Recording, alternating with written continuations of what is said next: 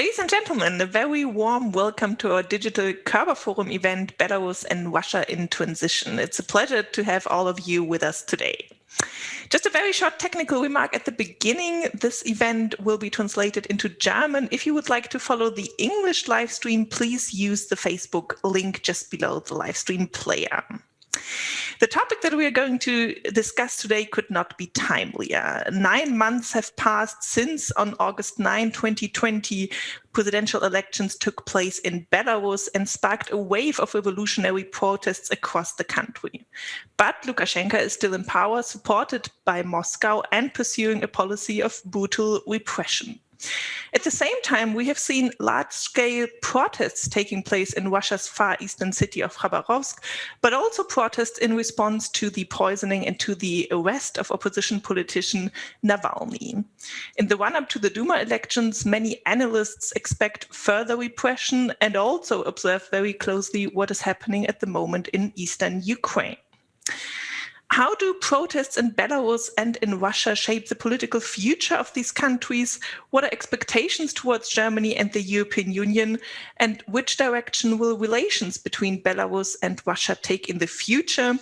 We are going to discuss these topics with 3 excellent speakers today. It is a great pleasure to welcome right now Franak Viačorka, who is with us today. Hello, Franak. Allow me to introduce you immediately. Franak Viačorka is a senior advisor to opposition leader Sviatlana Tsikhanouskaya. He's a journalist and a non-resident fellow at the Atlantic Council and a prominent advocate for democracy and freedom who was jailed multiple times by the authorities in Belarus. We also have with us Zhanna Nemtsova. She's the founder of the Boris Nemtsov Foundation for Freedom, which keeps alive the memory of her father, Boris Nemtsov, who was assassinated in Moscow in 2015. She's a journalist and she worked, among others, for DW. And we have with us Johannes Schraps, member of the German Parliament for the Social Democratic Party. He is a member of the EU Committee, rapporteur for the Eastern Partnership, and head of the delegation to the Baltic Sea Parliamentary Conference. A very warm welcome to all of you. My name is Liana. I'm the program director responsible for Russia and Eastern Europe, and I organize this event together with my colleagues Teresa Kirch, Philip Lott, and my great Hamburg colleagues who make sure that everything runs smoothly in the background. You, dear live stream viewers, are able to submit your questions via menti.com. You find the code 24356656. If you submit this code, you can also submit your questions, which you will address in the second part of this discussion. Now, this was enough for an introduction. Let's start with our questions and with our guests. Let me kick off with you, Franak Viačorka. Thank you for joining us today from Vilnius, if I'm not mistaken. There was a lot of hope, Franak, at the beginning of the protests in Belarus, that Lukashenko can impossibly stay in power, that his support will crumble among the security apparatus, and also that Moscow might look for a successor. None of these hopes have materialized so far. So is change in Belarus still possible? And also, where do you personally take hope from after 9 months of protests and repression? Thank you so much. And thanks for keeping Belarus on the agenda. So I think changes are taking place all the time. So we see absolutely new quality of Belarus society. When the revolution has started, it started as the protest against fraudulent elections. Right now, people resisting every day in Minsk and regions. They protest for democratic and liberal values. It's not only about Lukashenko anymore. It's about the right to, it's about dignity. It's about independence as well. It's about human rights. At this moment, we see the crackdown by Lukashenko's authorities against journalists, activists, human rights defenders, organizations such as Committee on Investigation of Torture, supposed to collect evidence of human rights violations in Belarus, tried to collect these evidences, and volunteers of this organization got detained and tortured. So, in fact, we see the transformation of Belarus authoritarian rule into the totalitarian dictatorship with signs of military junta, I would say, and there is full isolation of the country.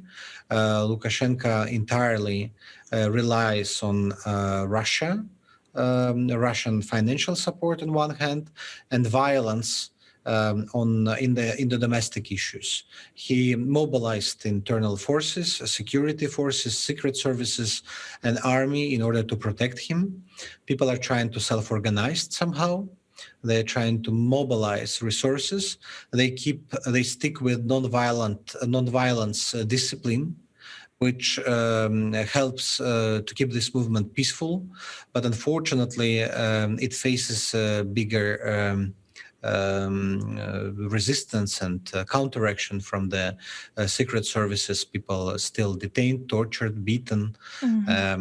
We know 10 names of those who were killed. And if I may, there is importance of economic resistance. People, on one hand, resist by not buying specific goods and things from the Lukashenko's wallets and companies. And here I must say that actually Körber organization is one of those who are connected somehow to Lukashenko's wallets and Lukashenko's enterprises and Lukashenko's oligarchs. And using this opportunity, I like to call on the Körber Corporation, to pay attention to human rights violation and the situation in Belarus, and use its leverage in order to stop it and to put pressure on the regime and their Belarusian partners. Thank you. Thank you, Franak. Let me just comment on your last remark. The Körber Foundation is, in terms of its legal structure, independent from the Körber AG. But as you well know, the topic of Belarus is very high on our agenda here in our work on international affairs. That's where we do this discussion and try to draw attention to this topic. Let me follow up on another issue that you mentioned. You said Russia is obviously supporting Lukashenko to stay in power. Russia has sent its advisors to Minsk back then. Why has Moscow not used this opportunity to get rid of Lukashenko last year? We all know that this is a very difficult, it has always been a famously difficult relationship between Moscow and Minsk. Is it the fear of seeing a dictator toppled in the immediate neighborhood by protests and being afraid that this can happen in Russia itself? Is this the primary reason? It's a very tough question. It's very difficult to explain the behavior of Kremlin. In the beginning, we see that Kremlin was not ready for this revolution.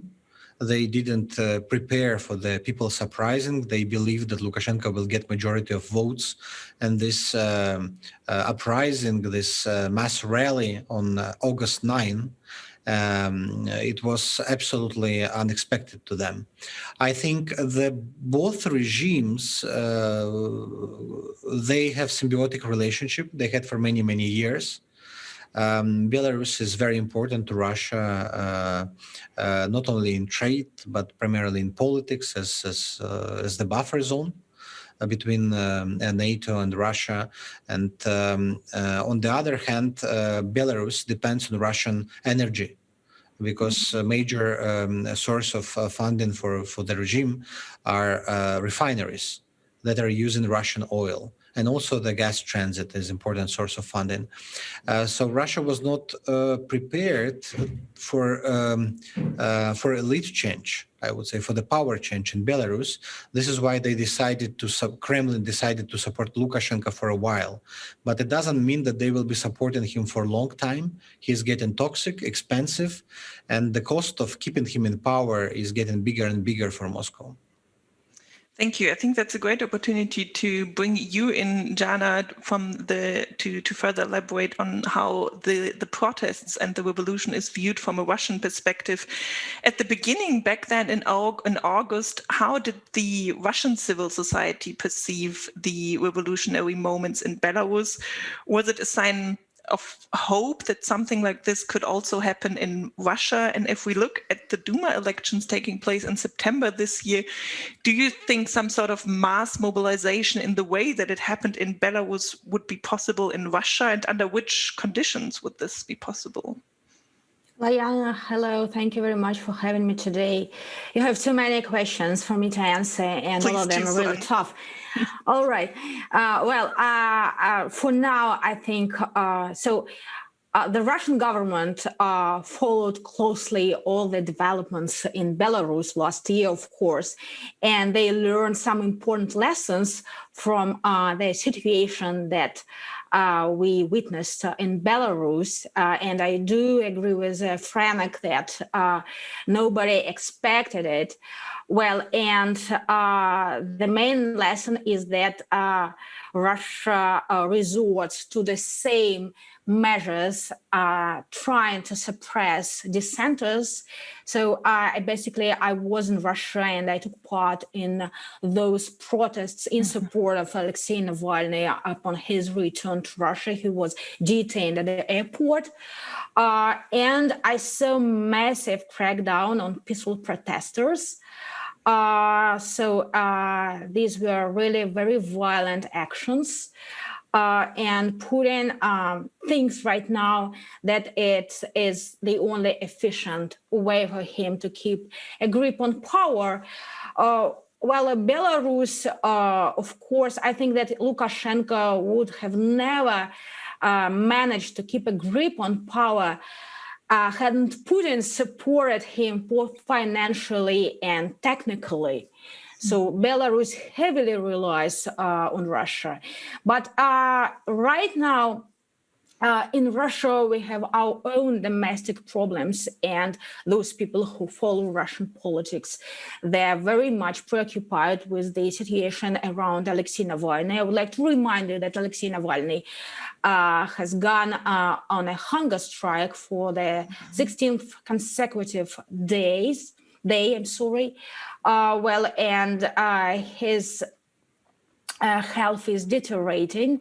And basically, nobody knows what to do, how to save his life. It's the main question for Russia right now, and for Russia's future. As you know, there was the ruling of the European Court of Human Rights to immediately release Alexei Navalny, and Putin presumably ignored the ruling. So he basically doesn't care about Western reactions or expressions of grave concern. And you know what has happened just earlier today. So the Biden administration imposed new sanctions on Russia in connection with many things. And also now he tries to partially shut down American capital markets for the Russian state by restricting new issuance of new debt, or actually American investors cannot buy new debt issued by Russian governmental agencies. Yeah. So the situation is very bad. That's the conclusion for both of our countries, Russia and Belarus, right now. Yeah. Let me perhaps pick up two things that you said. The international reaction to the Navalny case, there were sanctions, there was a lot of condemnation of the treatment of Navalny behind bars. Is this enough? Would you say the international reaction was sufficient? What could be done more? And a second question, there was a recent Levada opinion poll which said that the number of those Russians who said they are not planning to attend protests in the next 2 or 3 months has climbed to 80%. So there seems to be some kind of fatigue, also perhaps demoralized by the case of Navalny and by his conditions that you just mentioned. So how would it be possible to again mobilize Russian society? Answering your second question, I think that the real reason for this situation and the lack of mobilization is that there is a lot of fear. So people took part in the protests in January and February, and there were massive detentions during these protests. A lot of criminal lawsuits were initiated. Many Russian opposition leaders are now under home arrest. And I think that the main reason for being reluctant to participate in protests is actually fear. And people do not believe that they can do anything about it. Of course, it breeds a lot of political apathy and actually disengagement. And it proves that this massive crackdown and unprecedented pressure that we witnessed in Russia had an effect on the Russian civil society or on Russian people. They are not tired of the situation around Alexei Navalny. Alexei Navalny is the most powerful and most important Russian opposition leader right now. And everything which is happening around him is very, very important. Answering your second question, which was actually your first question. So the answer is pretty straightforward. Navalny is still in jail. That means that the West hasn't done enough. And frankly speaking, I think that in this particular case, conventional approach will not work. So Western American politicians, opinion leaders should invent something new. They should do something really unconventional to persuade Vladimir Putin to release Alexei Navalny. And regarding protests, my third point, so now, there is a massive campaign to mobilize Russians to take part in protests. So there is a special website and people can register. And as soon as 500,000 people register on this website, Navalny's team will announce massive protests all across Russia. Yeah. Thank you. This is obviously a good opportunity to bring you in, Johannes Schraps, on the international reaction and what could be done more and how can we invent a new approach.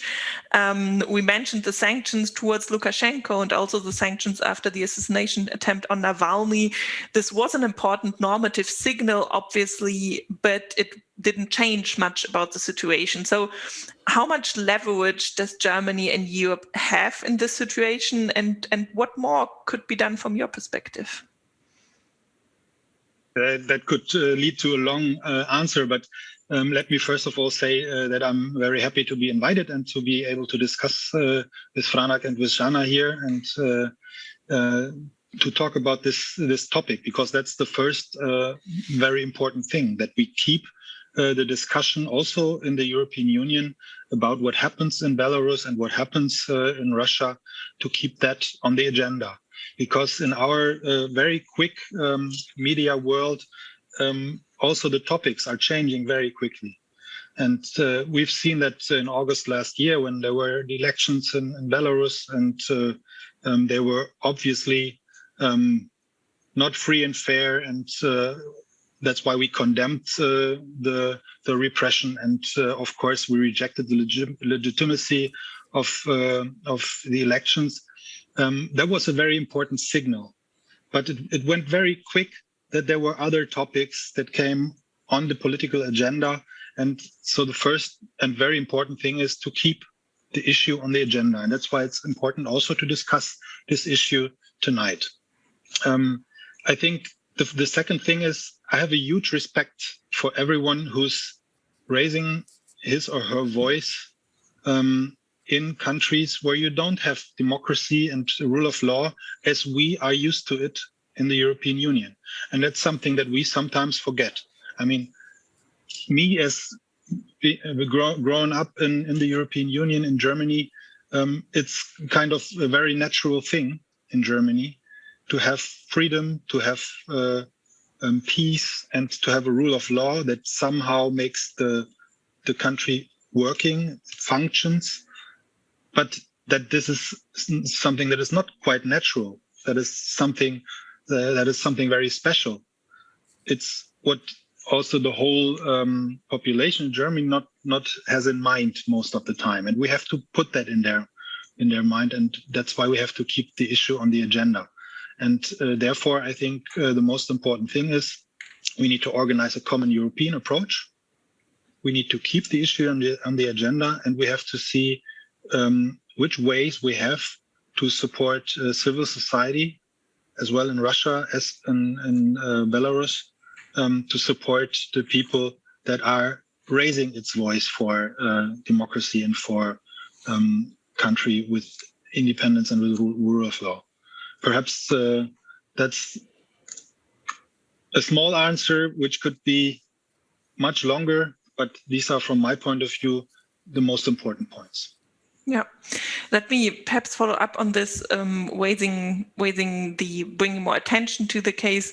I think in the case of Navalny, this has become very much a bilateral issue between Germany and Russia. That Navalny was treated, which I think also Germany tried to make it a European response, but it still remained very much a German response. But if we sort of compare the situation in Ukraine in 2014 and the protests in Belarus last year, it seems that the European Union is much more cautious to get engaged in Belarus compared to the situation in eastern Ukraine.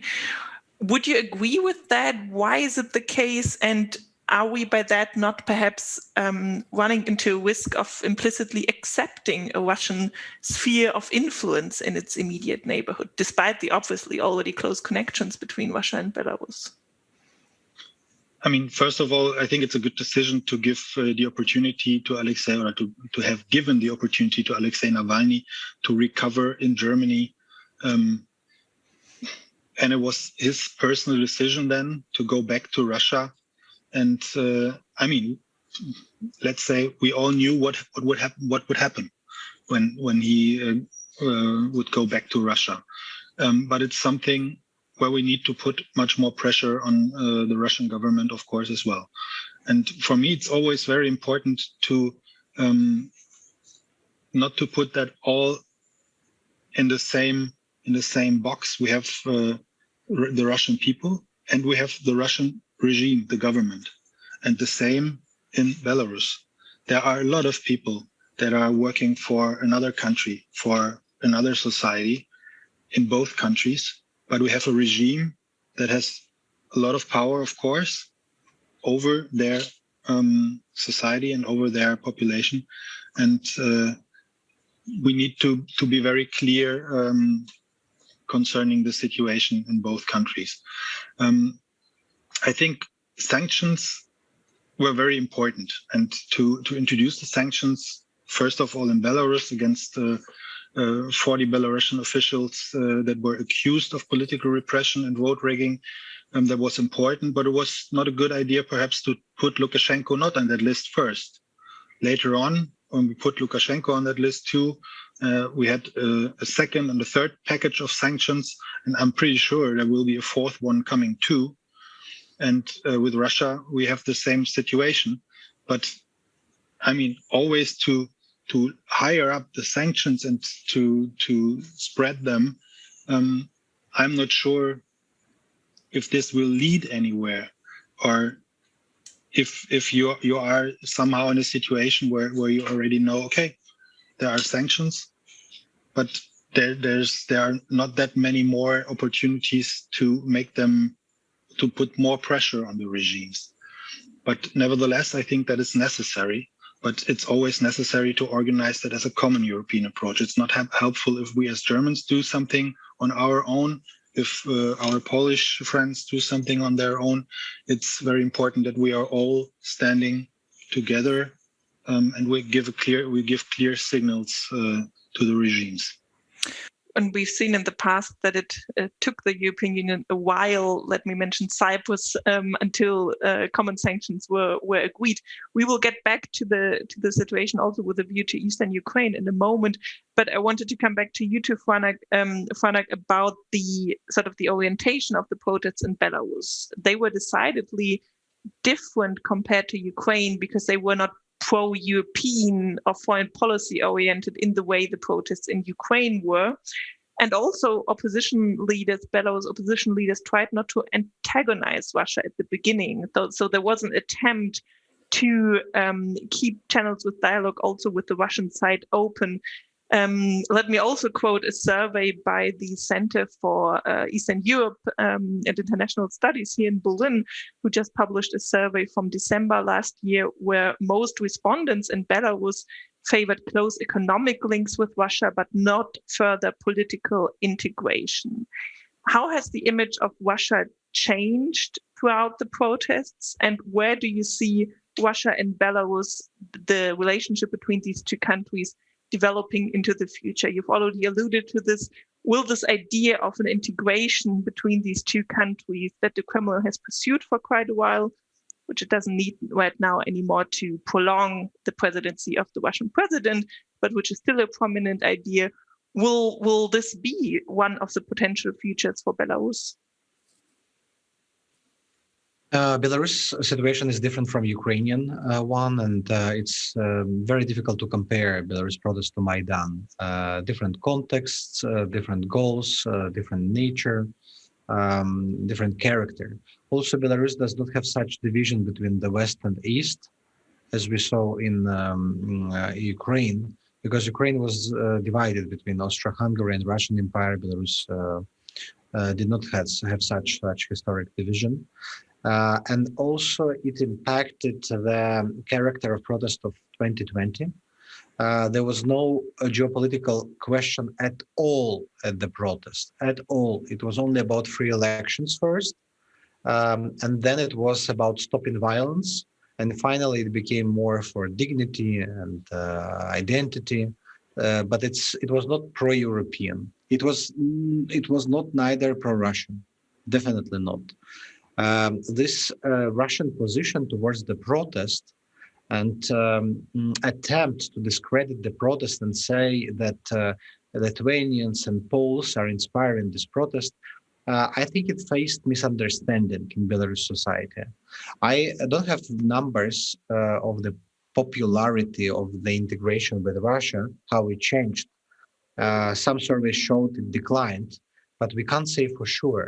But Belarusians in general, they are not anti-Russian, and it's impossible to make them anti-Russian.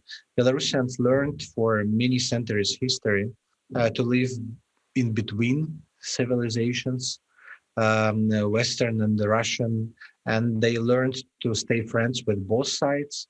This historical political dichotomy, it still exists in the society, and surveys show that sometimes people can be both for integration with the European Union and same time integration with Russia. And for them, it's not a problem at all. So I think this is something which was personalized by Tsikhanouskaya, which did not take any geopolitical positions, but which was very inclusive. And this neutrality, inclusivity, it's the part of Belarus mentality. And this revolution, it was more about preserving our identity and our right to stay neutral, but also to decide by ourselves whom we want to be and who should be in power. You mentioned identity. That is also one of the interesting results or developments, the sudden emergence of a Belarusian identity with the symbolic colors that you have in the background, white, red, white. How important was the leadership of the three women, of Sviatlana Tsikhanouskaya, but obviously the trio, the leadership trio, for the emergence of this sort of perhaps not new identity, but at least a much stronger identity among the protest movement?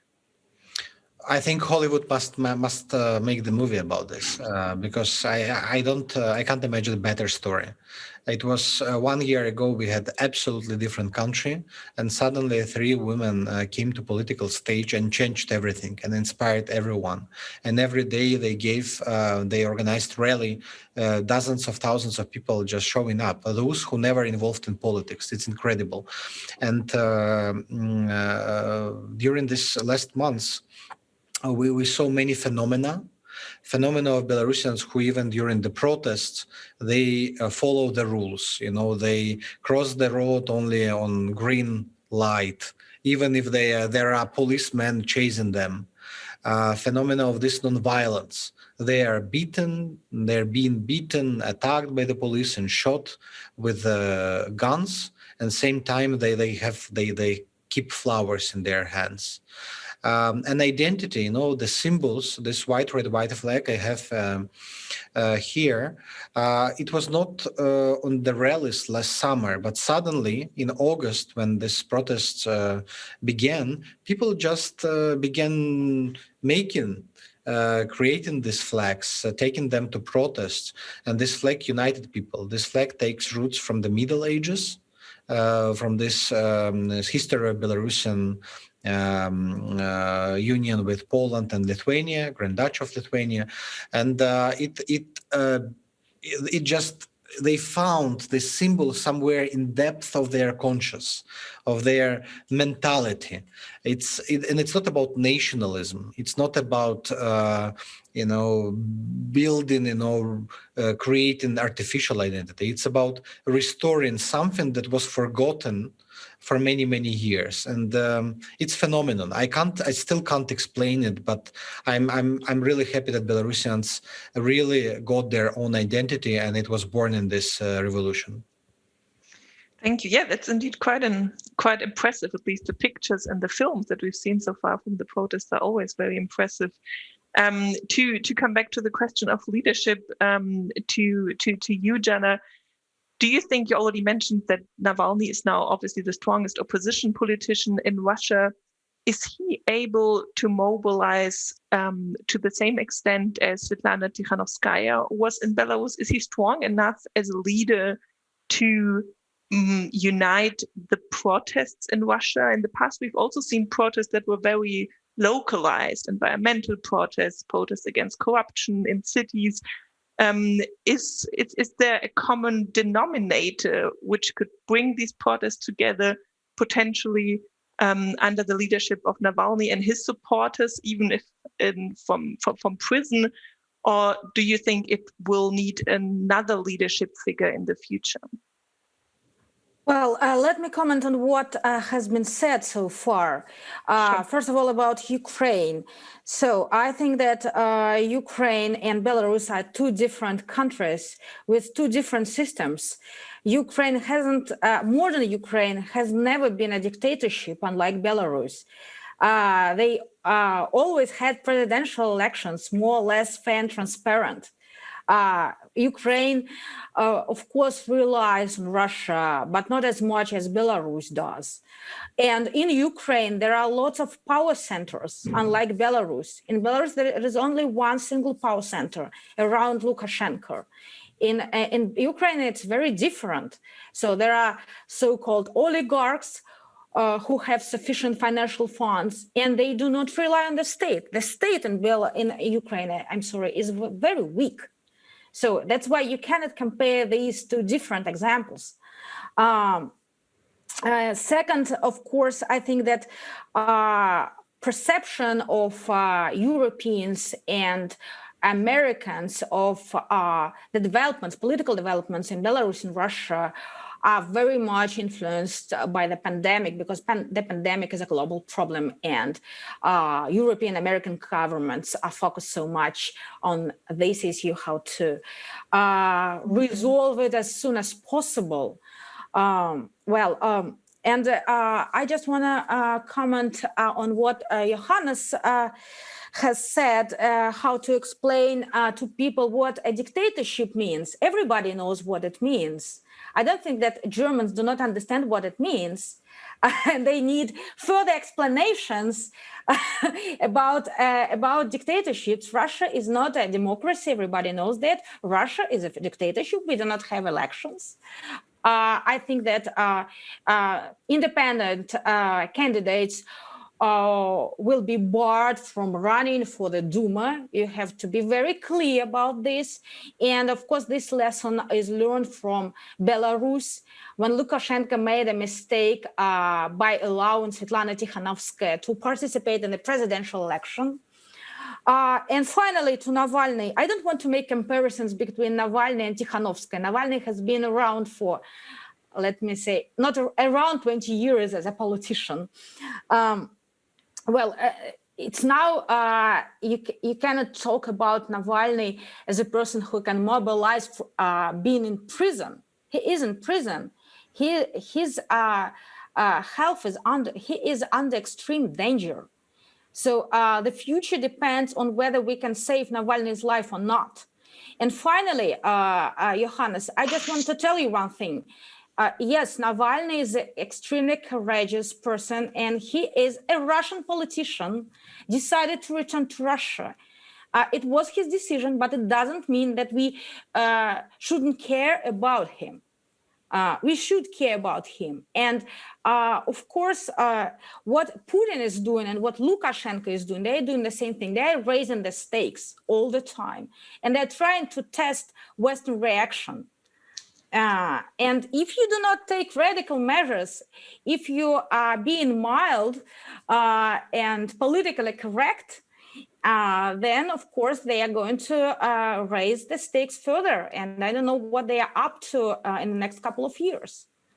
Speaking of raising the stakes, I also wanted to ask you about the situation in eastern Ukraine, how you perceive the logic from Moscow's side at the moment, because there are some who argue that Russia could try to pull the same trick as they did in 2014 to sort of use an external war to raise domestic support. Do you think that could be one of the reasons why we see such a mobilization of Russian troops in eastern Ukraine? Could it have a domestic dimension with regard to the Duma elections, or do you think there's an entirely foreign policy logic behind the escalation right now in eastern Ukraine? It's Putin's logic. So he is a person and he shows his strengths to the West. Well, I don't think that it will have any domestic impact on Putin's rate of approval. It has dropped dramatically. His popularity has dropped dramatically in the recent years. I think that there is another game, because I'm not 100% sure, but I think that Russians are not longer interested in Ukraine. So, and actually, they have never been interested in the military operation in East Ukraine. So what made Putin really popular for a while was the fact that he annexated Crimea. So this war in Donbass wasn't a source of his popularity, as far as I can understand. Mm-hmm. Second, no, I think it's not about domestic policies. It's more about his foreign standing. So he's raising the stakes. And he's trying to probably refocus public attention from the situation around Navalny to Ukraine. And that's, at this point, he can... So Biden called him, yes, because of Ukraine. So he's probably trying to show his strength and probably trying to refocus his public's attention and to negotiate something. So it's a real threat, and everybody is really worried with this situation. But I don't know what we will see in the near future. It's difficult to make any predictions right now. Thank you. Johannes, you have the opportunity to come back to some points, and then I would also like to ask you what your perception of the situation right now in eastern Ukraine is, and whether the response right now towards Moscow is strong enough to deter Moscow from taking any further steps in eastern Ukraine. Yeah, thank you for the question. If I may, I would a little bit react to the things that Zhanna said.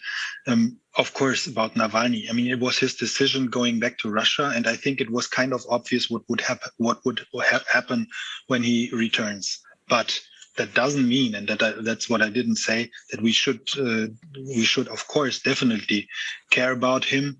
He's a symbol of resistance against the Russian regime, just by itself, and there.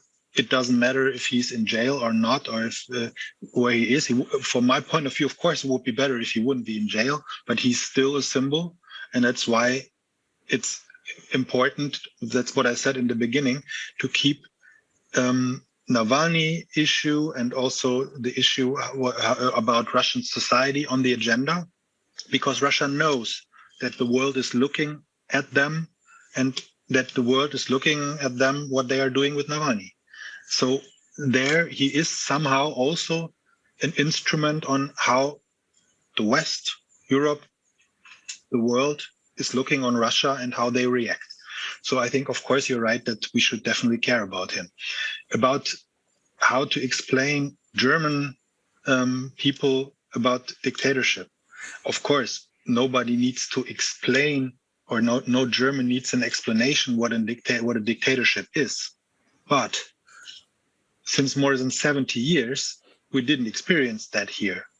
And if we hear in the news about repressions and things that happen in Belarus and also in Russia, it's something that is quite far away for a lot of people in Germany. And I don't know if Franak, if you remember, you were in the German parliament together with Ms. Tsikhanouskaya.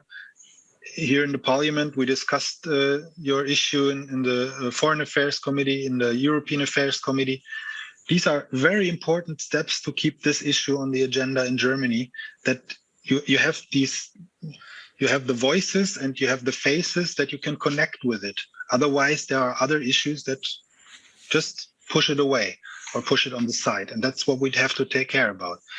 But the question about Russia and Ukraine, because Liana, you asked about the current situation in eastern Ukraine at the border to Russia, with the Russian troops that are in motion there, let's say.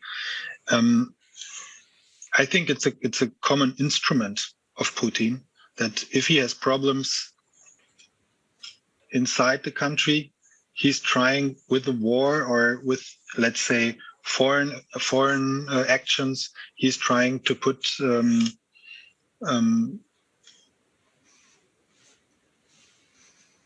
the discussion in another direction, not to discuss about the internal problems, but to bring the people together with the war or with something, with an escalation of a conflict.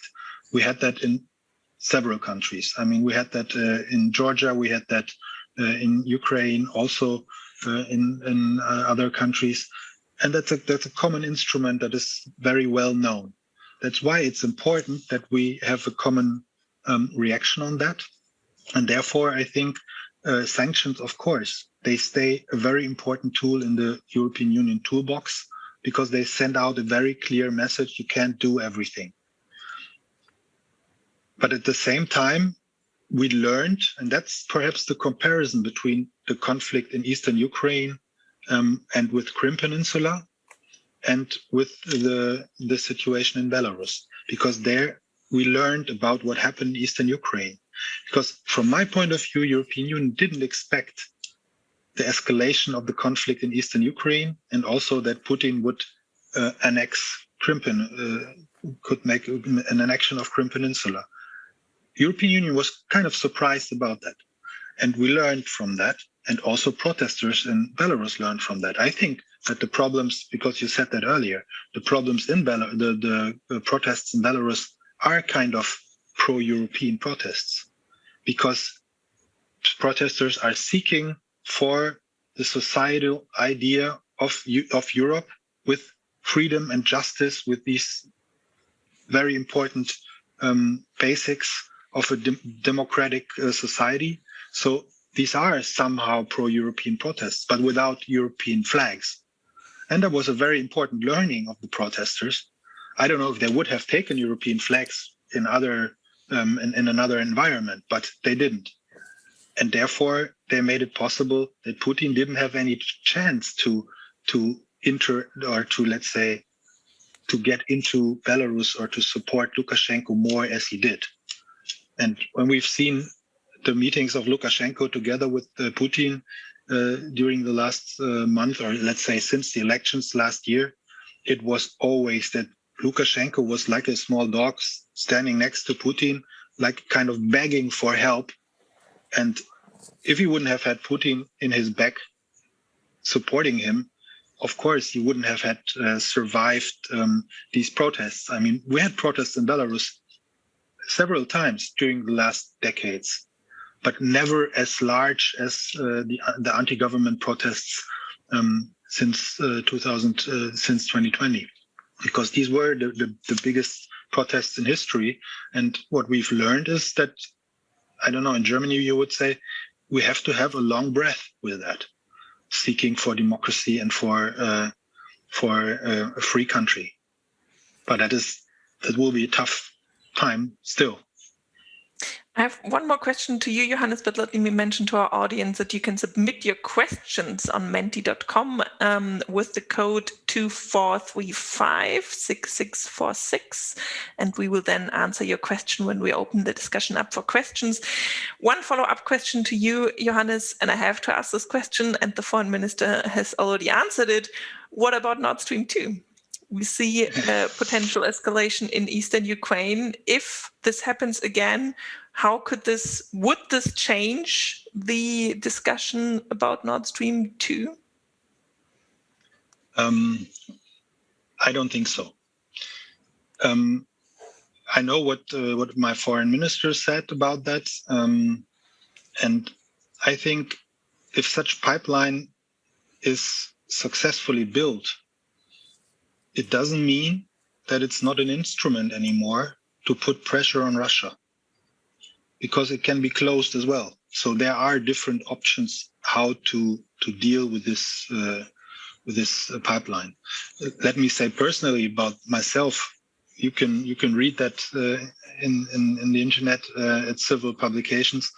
Already a few years ago, I wrote articles about Nord Stream 2, and I was very much against this, because I don't think that such huge project can be built without, let's say, European solidarity. And what we didn't do, and that's what I criticized years ago, was that we didn't talk to our Polish friends, not to our Baltic friends, and also not to Ukrainian and Belarusian friends about this project.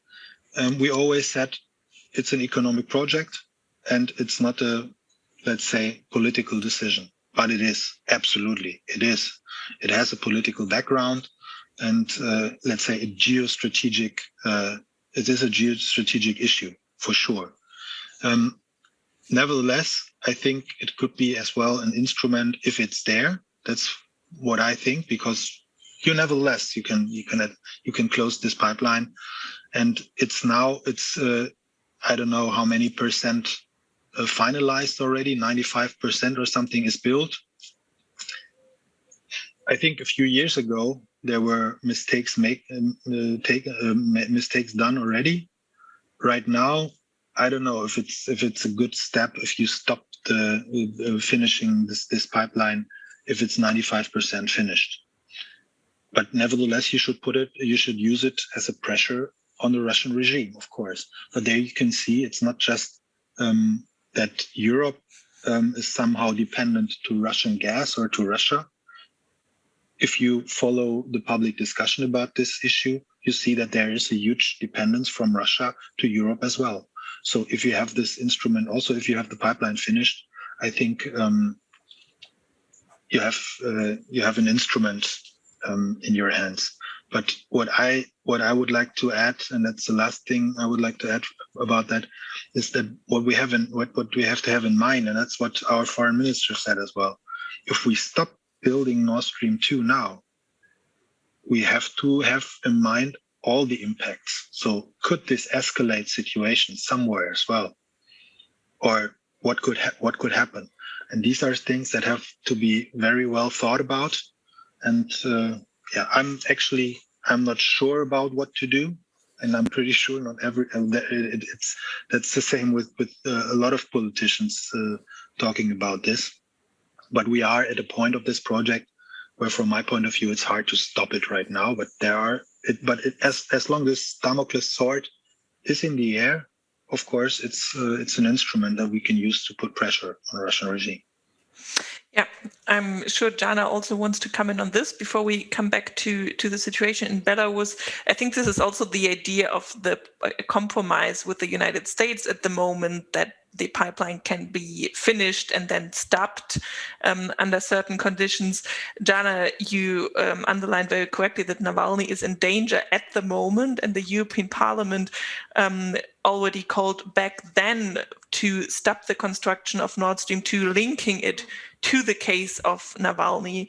Do you think Nord Stream 2 should now be used as one of these new and innovative instruments that you mentioned to save the life of Alexei Navalny? I would use anything to save Alexei Navalny's life, of course. Regarding the construction of Nord Stream 2, well, there have been discussions for many years about it, but we know that it's almost finished, and probably it's too late to do anything. Of course, if it is stopped right now, Russian enterprises will lose a lot of money. Regarding sanctions, I would say that, first of all, and that's what Navalny said many times, that European governments should go after Russian illegal money in Europe. This is one thing to do. The second thing is, of course, in regard to what the Biden administration has already done, but partially it will have a negative effect, but a moderate negative effect. I'm talking about sanctions on Russian EU sovereign debt. So probably it makes sense to consider similar actions to partially shut down capital markets, European capital markets for Russian state-run enterprises and for the Russian state. I think that these two options should be considered in line with probably others that I don't want to discuss in public. Thank you, Zhanna. The first question that we have from the audience goes to you, Franak. It is about recent news that part of the opposition of the Belarus opposition have announced to form their own new political parties. How united is the opposition in Belarus, and do you see a risk that the longer the protests take, that the opposition might splinter into different groups?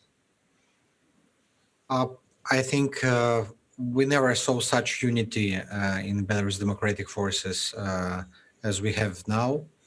The creation of political parties by several leaders is absolutely acceptable. It is okay. This is the preparation for the electoral campaign that must take place. We hope this year, perhaps this fall, as we expect. But the most important that all the forces, all the groups, they're moving in one direction. All of them recognize the leadership and the presidency of Tsikhanouskaya. All of them share the idea and the principles that Lukashenko must step down.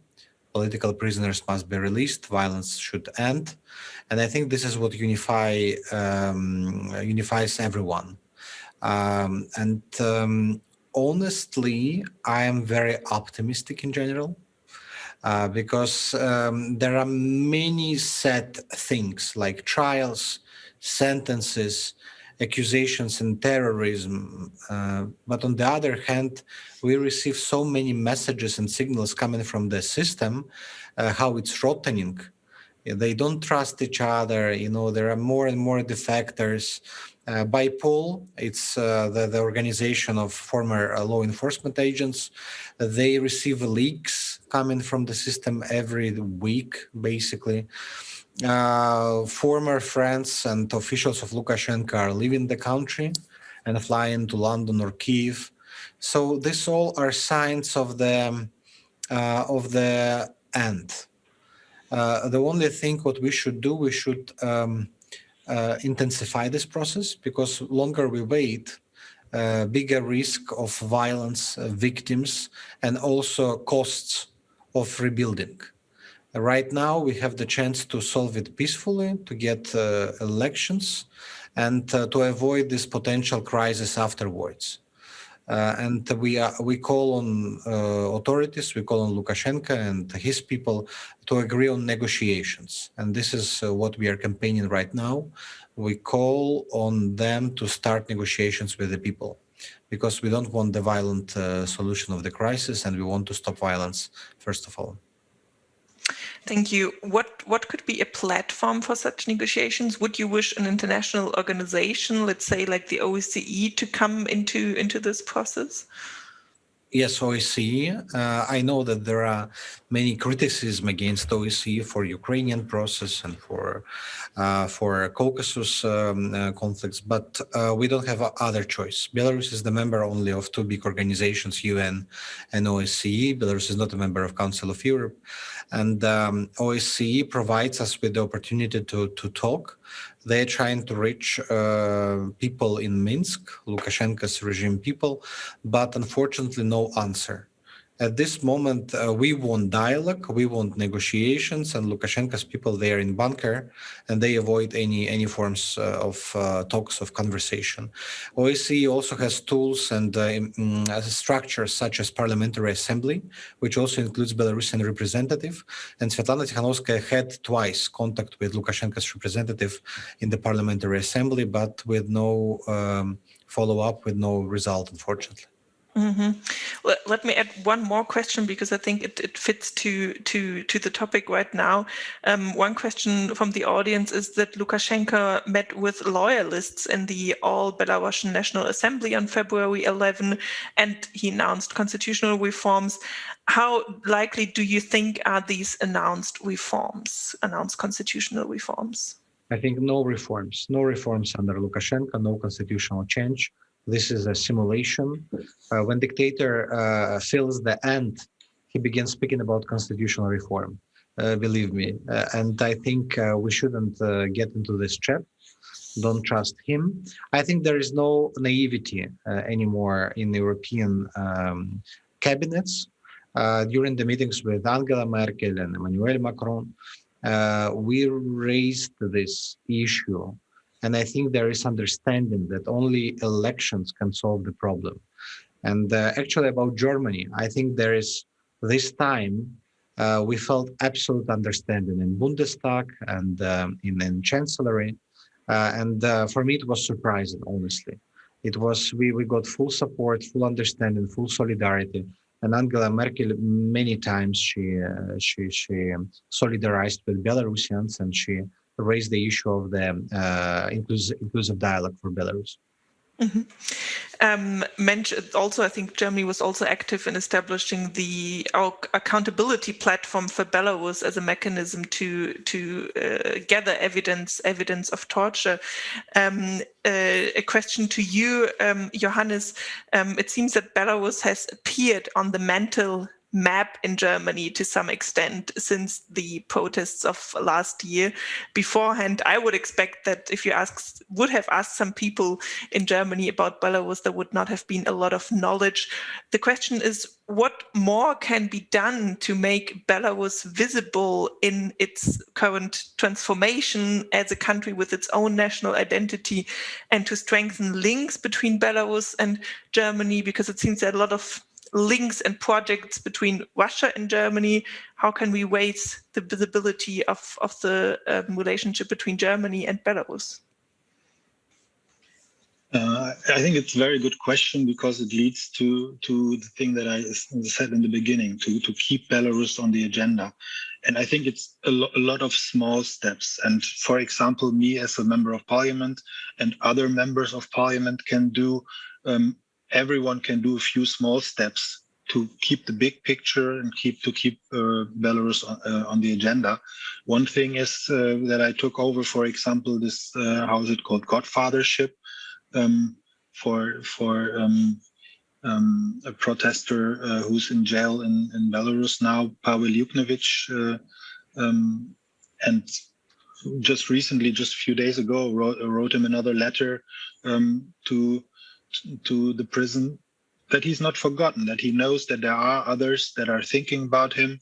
And I know that a lot of colleagues in the German parliament are doing the same.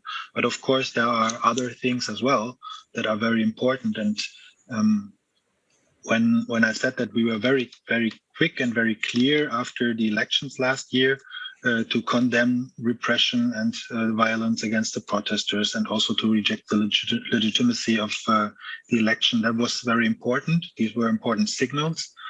But what we also did is that we announced such support package for Belarus in the German parliament.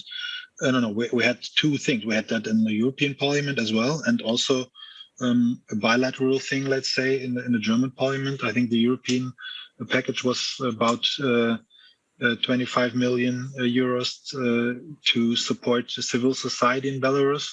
And also in November in the German Parliament, we adopted a motion to the German government that included a lot of claims with the goal to support Belarusian society.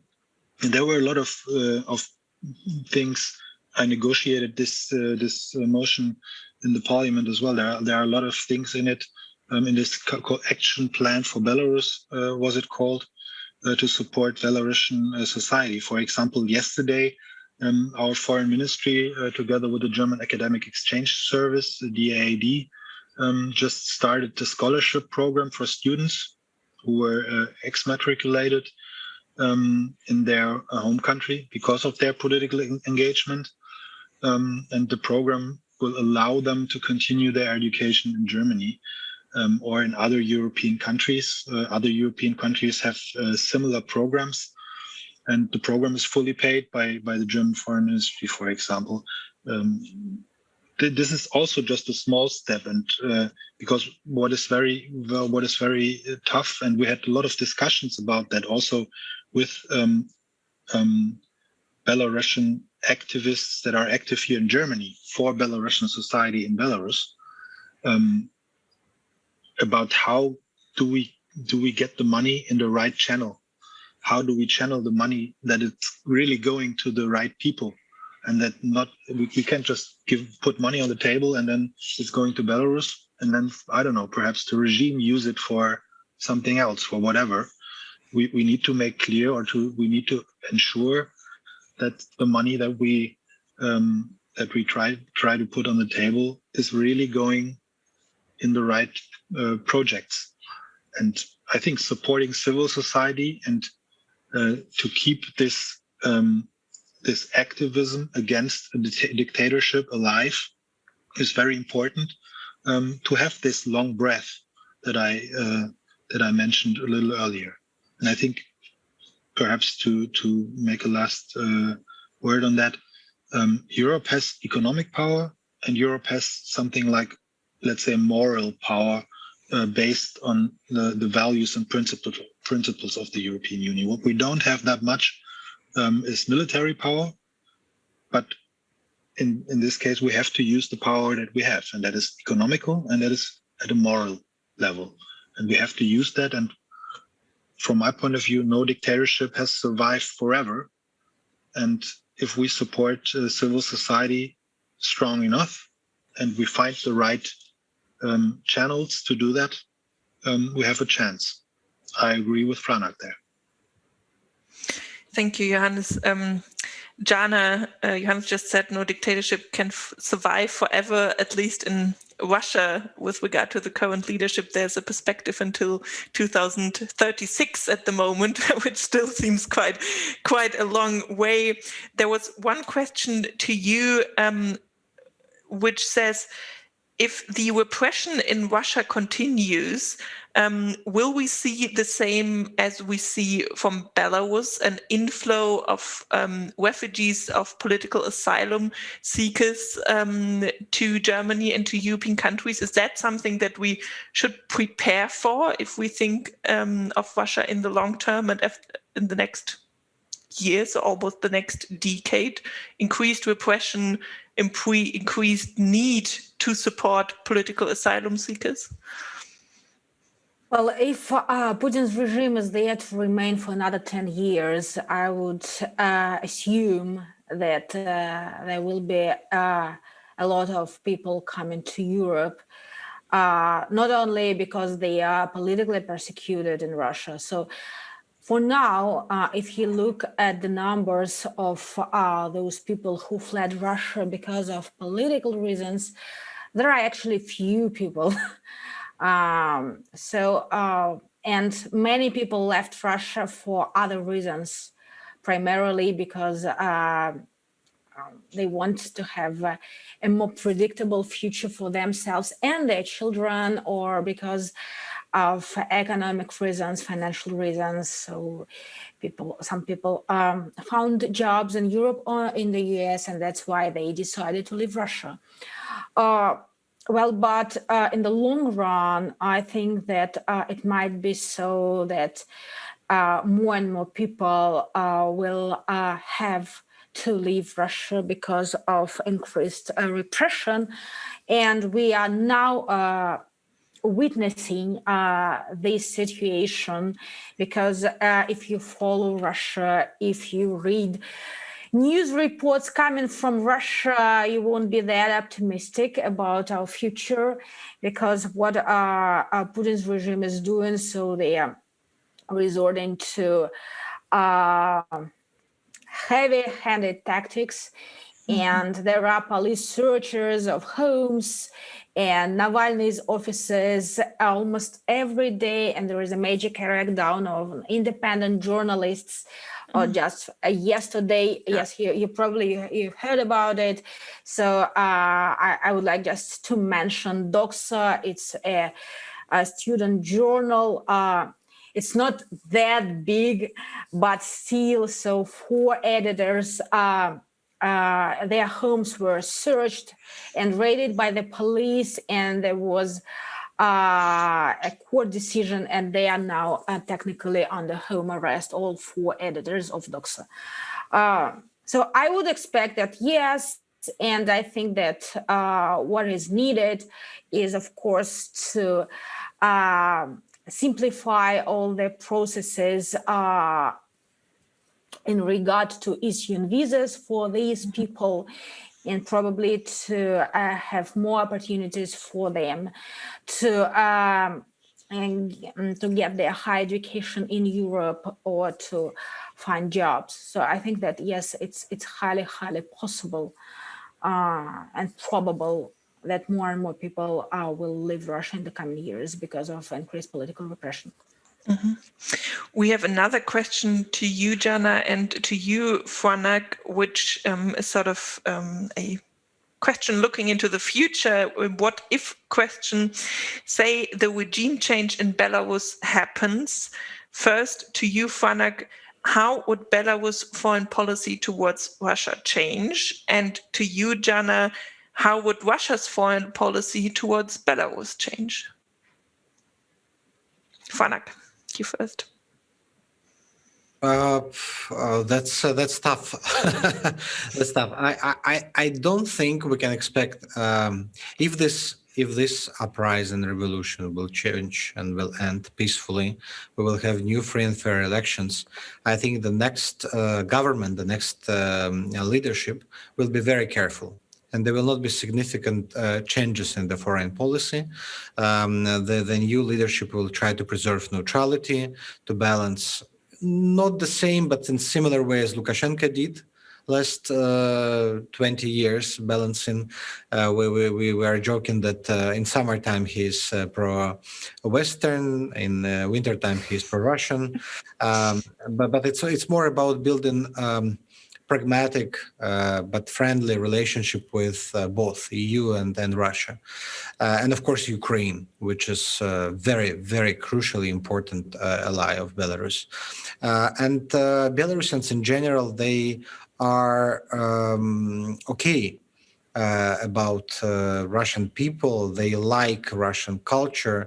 They speak the same language. And I don't see any chance that Belarus will be cut off Russia entirely. What we have to cut off, to cut this full political, economical dependence, which shouldn't be the fact in 21st century. because we are just dependent in energy, in trade, by all means, and this allows for governments to manipulate, to use these schemes. This evokes corruption, and this is something we should fight against. Just as a quick follow-up, Russia's reaction to the opposition has been quite strong, putting opposition leaders on the list of terrorists. So do you think it will really be possible to conduct a foreign policy in case of a change of leadership and government in Belarus, which has no bad feelings towards Russia? If we speak about Tsikhanouskaya, who is announced a terrorist, her only goal is to conduct free and fair elections and to put Belarus on democratic path of development. So she will not be the person designing the foreign policy of Belarus. It will be up to new leadership, new government elected in free and fair elections. So this is why Kremlin shouldn't worry about this and about Tsikhanouskaya personality. She came with a very specific mission, and this is why we, as the Office of Tsikhanouskaya and Coordination Council, we don't design and we don't define any geopolitical orientation, because it will not unite the people, but it will divide people. So it's not for today. Mm-hmm. Zhanna, how would Russia's foreign policy towards Belarus change in case of a change of leadership and government in Belarus? Regrettably, I'm not designing the Russian foreign policies. I'm not the foreign minister of Russia. And that's why if you put yourself into the shoes of Mr. Lavrov. I don't want to put myself into his shoes, by all means. I think that I do agree with what Franak has said, but I think that, and I don't want to make these kinds of predictions. Finally, I think that to add what Franak has mentioned, is that it very much depends on the type of transit and on the future leader. So whether Putin will agree to this leader or not, this is a very important question. But I do agree with that Belarus unfortunately still relies heavily on Russia for its economic kind of I don't want to use the word prosperity, but for its economy, let's put it this way. Mm-hmm. But yes, it's always difficult because I don't know a lot of things, so it's still unknown who will be the next leader of Belarus and how the whole transition will be conducted. Just to add another what-if counterfactual question, in case there was a leadership that is not influenced by Russia or is not installed by Russia in Belarus, could you even imagine an aggressive Russian foreign policy towards Belarus? It's a question for me or for Franak? For you.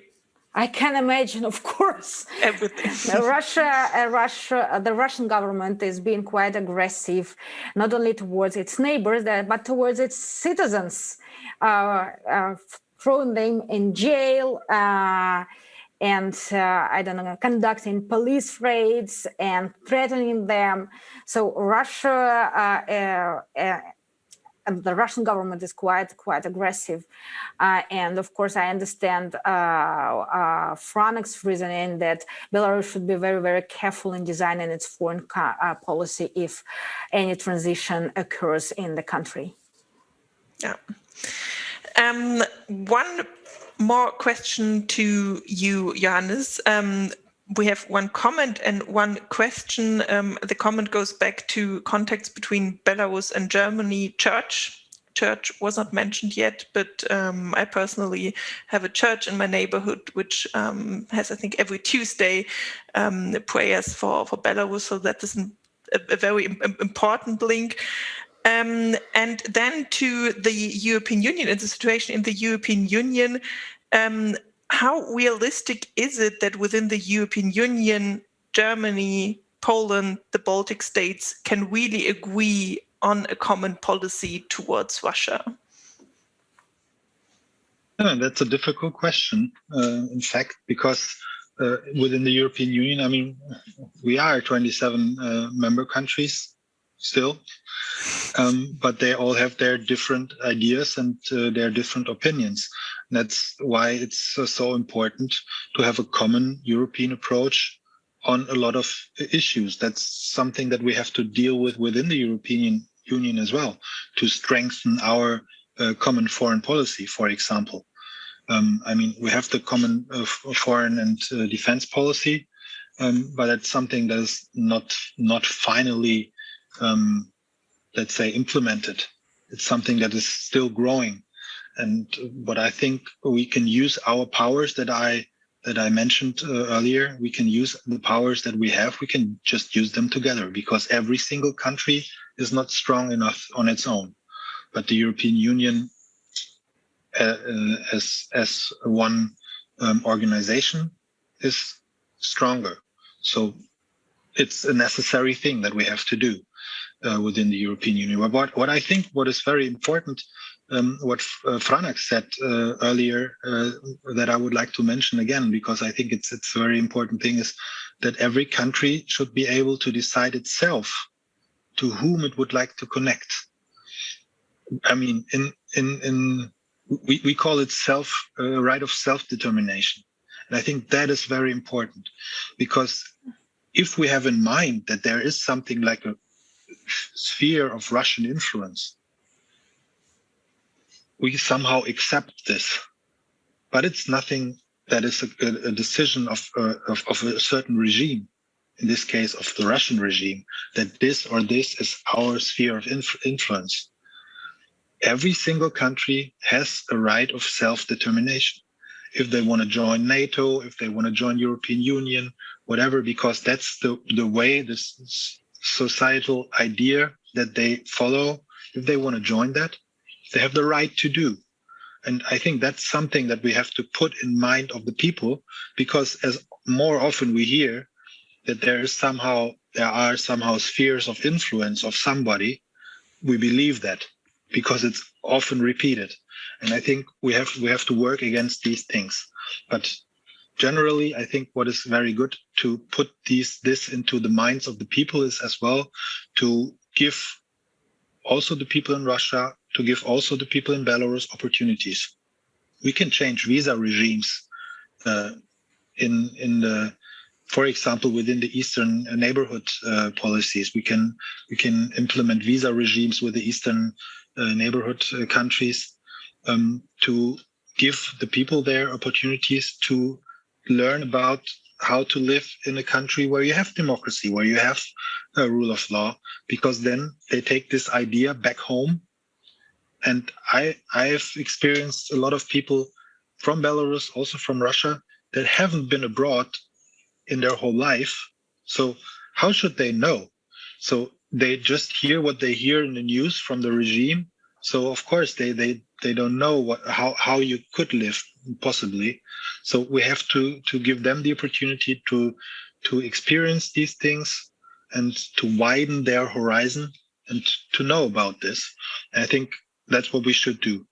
And as the European Union, I think 4 things that I said earlier: putting pressure on dictatorships and regimes as much as we can with our economic strength, keeping the situation in countries where there is pressure on protesters and where there is pressure on the fundamental freedoms, keeping the situation on the agenda, supporting the civil societies, of course, and of course, sanctions stay an important tool of our foreign policy.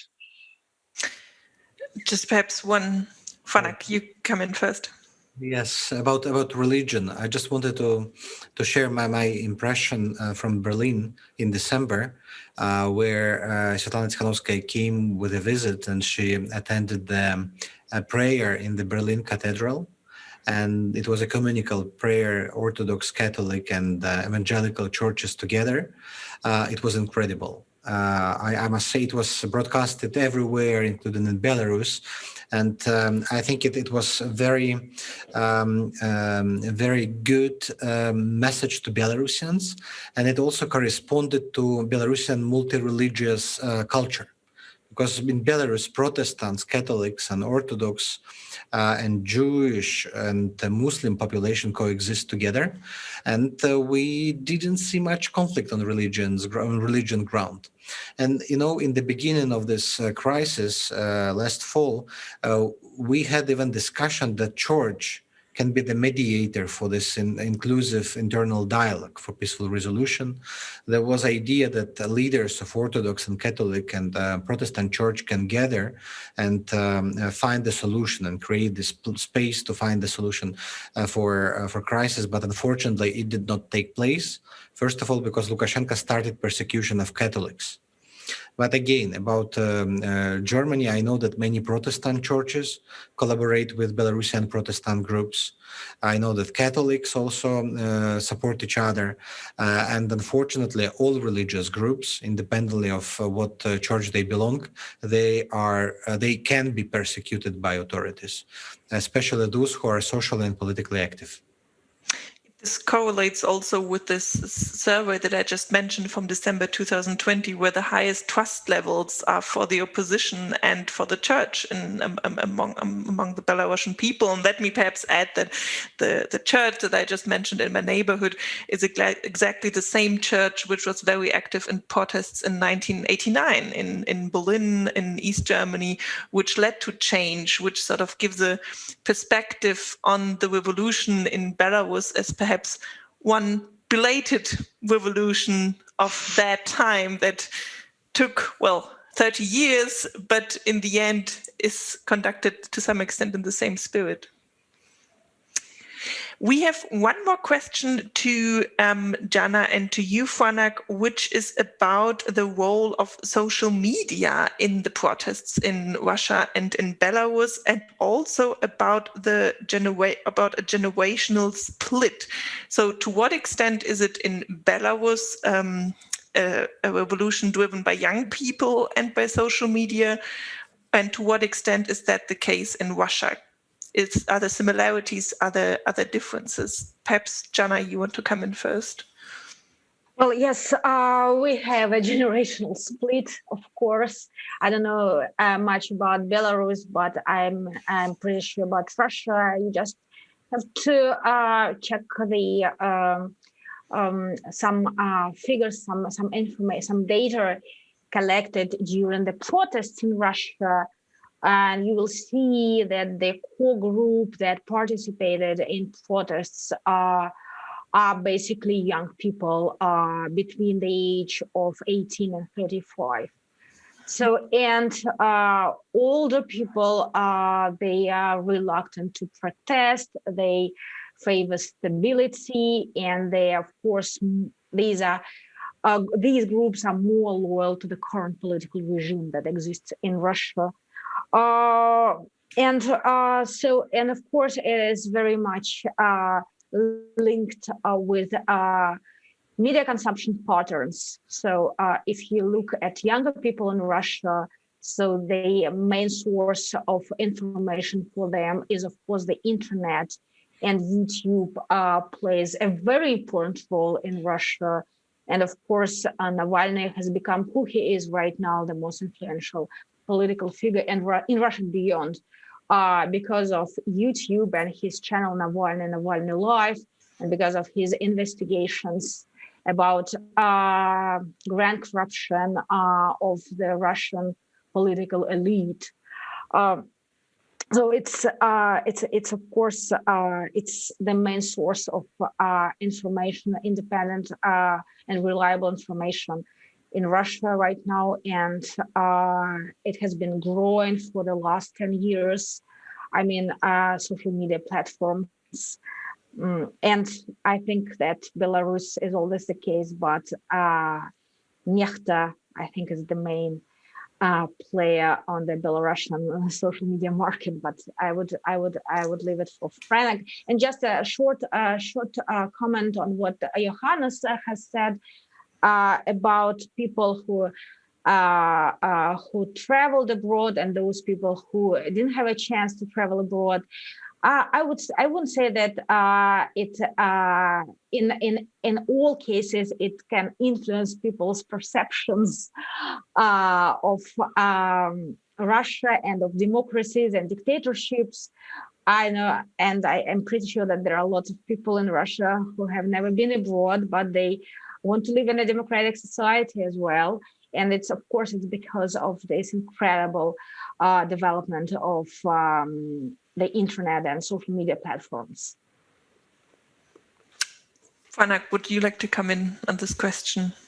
I think that's another phenomenon where we should mention that never before the revolution was so dependent on one social media app, which is Telegram messaging app. Telegram became the only safe place during the shutdown, during the crackdown. People created chats, groups, communities, exchanged information, coordinated protests, received instructions about the rally, where to go, how to hide from the police, everything. So basically, Telegram helped people to survive, to sustain the protest. They still coordinate.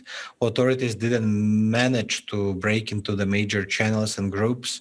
They were trying badly to do this, to paralyze its work on Telegram, but it didn't happen. So Telegram helped to sustain. YouTube helped to create alternative to propaganda media network. During the shutdown, because we had several days after August 9 and every Sunday shutdown when internet was not accessible, people used even TikTok to spread the news and the information. Suddenly we found out that during shutdown only TikTok and Telegram work, because Facebook, other networks are not accessible. And people, creative, clever people, they are just used the space which was available. It's very impressive how people creative are and how this people's energy, it's fulfill all available spaces, especially in the situation when you're in crisis. Thank you. That's indeed very inspiring. I have a last round of questions, and then I think we're already near the end of our discussion, but this question is so good that I want to bring it in towards the end of the discussion. It's about the stability of the Russian and the Belarusian regime, which relies heavily on revenue from fossil fuels. So with the global movement towards decarbonization, will this contribute to a democratization in Russia and Belarus? This is to Zhanna and Franak. And to you, Johannes, we've seen a strengthening or a new foreign agent law in Russia, which makes it much more difficult also even for German foundations to get engaged and to work with civil society in Russia. How can Germans and Europeans promote civic education and democratic values under these conditions? The last round, I would propose perhaps this time we start with you, Johannes, and then to the other speakers. Yeah, thank you, Liana. I think that's also a very, very difficult question because, of course, Russian regime knows about that in the long term, most probably also because of the fossil fuel question that you raised to Franak and Zhanna, will be tough to keep the strong position that the regime has with being backed by the income of these fossil fuels. But making laws like the foreign agent law, of course, it makes it more difficult to support civil society in Russia because everyone can be a foreign agent. Also, Friedrich Ebert Foundation or Konrad Adenauer Foundation, the political foundations that are active in Russia forever. I mean, I've been 2 years ago in Russia, in Moscow and in Yekaterinburg. And we've seen the protests as well in Yekaterinburg about this church that was very much discussed there. And I think to support in general is to go there, to be in touch with them. And I mean, we shouldn't forget, with all we've said in this discussion, that Russia is our neighbor and it will be our neighbor in the future too. So we need to try to have connections with the Russian society in every possible way that we have, and actually also talking to colleagues in the Russian Duma, knowing that, for example, you mentioned in the beginning that I'm a member of the Baltic Sea Parliamentary Conference. Also, Russia is a country that is at the Baltic Sea, so they attend the Baltic Sea Parliamentary Conference, and there are members of the Russian Duma and also of the regional Dumas of Kaliningrad, Karelia, and St. Petersburg. And of course, we talk to them, and it's important, I think, to have these connections and to talk to each other, but knowing that the decisions are taken somewhere else. But nevertheless, looking for contact and talking about possibilities, how to support civil society, that's a very important thing. Thank you. Zhanna, decarbonization as a contribution to democratization, do you think that is realistic? Johannes, I don't want to argue with you, but I don't believe that's a good idea to talk to those people who do not take decisions. Why should you talk to them? You should talk to those people who take decisions. But it's my point of view. I'm not a politician. I think that democratization does not depend does not always depend on economic factors. So democratization can come in relatively prosperous countries and can come in poor countries. For dictatorships, their standards of living are not that important, or it's not the only factor they rely on. So it's the case in Russia. So the standards of living have fallen significantly. Well, and also you have to take another fact into account. So Russia has shown so far resilience to oil price fluctuations. And Russia and Putin survived several economic downturns in 2008 and 2014. He survived sanctions. Well, and partly he managed to do so, and his government managed to do so because of their policies, free float of the Russian ruble. So that is very important, and so that's why the Russian economy, from the macroeconomic point of view, looks, it's not diversified, but it's quite stable, and it can survive a dramatic drop in oil prices. Thank you. Franak, you have the last word on this. I can just reiterate what Zhanna says. Sometimes it depends, sometimes not. European statistics show that democratic countries are usually richer and people live better lives. I think this will also be the case of Belarus, definitely. And I think Belarus actually has the unique chance, after this revolution ends, to build the society jumping over many other stages.